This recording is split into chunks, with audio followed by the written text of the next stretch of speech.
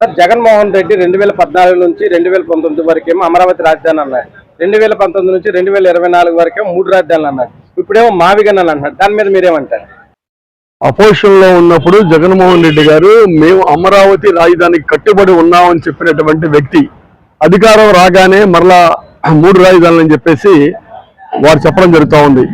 తర్వాత అధికారం పోయిన తర్వాత మళ్ళీ అపోజిషన్ లోకి వచ్చినాక మచిలీపట్నం, విజయవాడ, గుంటూరు, మావిగాను దీనికి మేము చేస్తామని చెప్పి చెప్తా ఉన్నారు.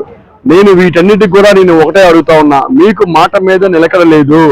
గతంలో రాజశేఖర రెడ్డి గారి సావుకి జగన్మోహన్ రెడ్డి గారికి లింక్ ఉంది అని చెప్పినటువంటి నీవు కాంగ్రెస్ పార్టీలో ఉన్నప్పుడు మరలా నిన్ను వైసీపీలో చేర్చుకోవడం అన్నది ఆ చేర్చుకున్న వాళ్ళకైనా బుద్ధి ఉండాలి, నీకైనా సిగ్గు ఉండాలని చెప్పేసి సందర్భంగా నేను అడుగుతా ఉన్నా. ఈ రోజున మావిగానికి మద్దతు ఇచ్చినటువంటి రాజశేఖర రెడ్డి గారి కుమారుడిగా చెప్పారు కనుక నేను అంగీకరిస్తున్నా అని చెప్తా ఉన్నారు. ఉత్తరాంధ్ర ప్రజలకు పూర్తి స్థాయిలో అమరావతి రాజధానిని తెస్తామని చెప్పి ఎన్నికలు వెళ్ళినటువంటి మీరు ఆ ఉత్తరాంధ్ర జిల్లాలో విశాఖపట్నం, విజయనగరం, శ్రీకాకుళం జిల్లా ప్రజలకు మీరు ఏం చెప్తారు సమాధానం అని ఈ సందర్భంగా బొత్స సత్యనారాయణ గారిని నేను అడుగుతా ఉన్నా. మీరు మాట మీద నిలకడలేదా? ప్రతిపక్షంలో ఉన్నప్పుడు ఒక మాట, అపోజిషన్ ఉన్నప్పుడు ఒక మాట, ప్రభుత్వం లేనప్పుడు ఒక మాట చెప్తా ఉన్నారు. మీరు సంవత్సరం కూడా మీ స్టాండ్ మారుతా ఉంది. మరలా విజయవాడే మా రాజధాని అని చెప్పేసి కూడా చెప్పే పరిస్థితి వస్తుంది. ఇక్కడ ఉన్నటువంటి దేవినేని అవినాష్ మరి చెప్తా ఉన్నాడు, మా రాజధానికి మేము కట్టుబడి ఉన్నాం అమరావతికి అని చెప్తా ఉన్నారు.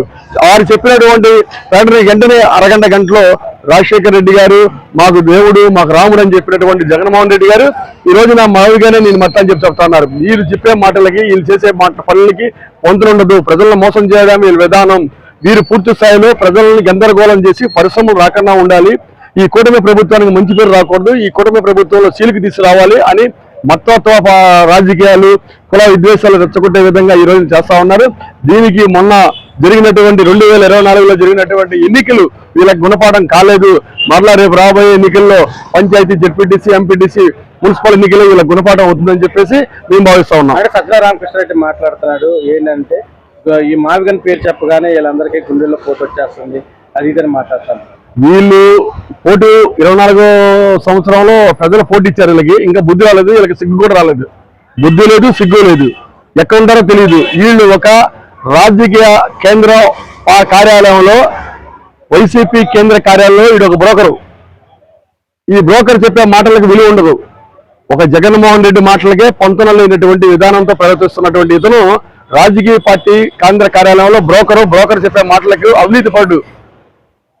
అత్యంత అవినీతిపరుడు. మద్యం సిండికేట్ లో కానీ, శాండ్ సిండికేట్ లో కానీ, మట్టి మాఫియాలో కానీ, భూ కబ్జాల్లో కానీ అన్నింటిలో వాటాదారుడు. ఎవరెవరికి ఎంతెంత డబ్బులు పంచాలో, ఎవరెవరికి తీసుకెళ్లాలో, ఏ ఎంపీ అభ్యర్థికి ఎంత ఇవ్వాలో, ఏ ఎమ్మెల్యే అభ్యర్థికి ఎంత ఇవ్వాలో, మరి అధినేతకి ఎంత ఇవ్వాలో, తాడేపల్లి ప్యాలెస్ ఎంత పంపించాలో అన్నట్టు చేసినటువంటి ఇతను గుమస్తా. ఈ గుమస్తాగిరి చేయకైనా రాజకీయాల కోసం, కూటమి ప్రభుత్వం కోసం, చంద్రబాబు నాయుడు కోసం, లోకేష్ బాబు గారి కోసం, పవన్ కళ్యాణ్ గారి కోసం మాట్లాడే అర్హత ఈ సజ్జల రామకృష్ణారెడ్డికి లేదని చెప్పి ఈ సందర్భంగా భూమి సరైన భూమి కాదు, బిల్డింగ్లకు కట్టడానికి సరైన ప్రాంతం కాదు అని సజ్జల రామకృష్ణారెడ్డి మాట్లాడారు. మీరు అసలు ఎక్కడ ఉంటున్నారు?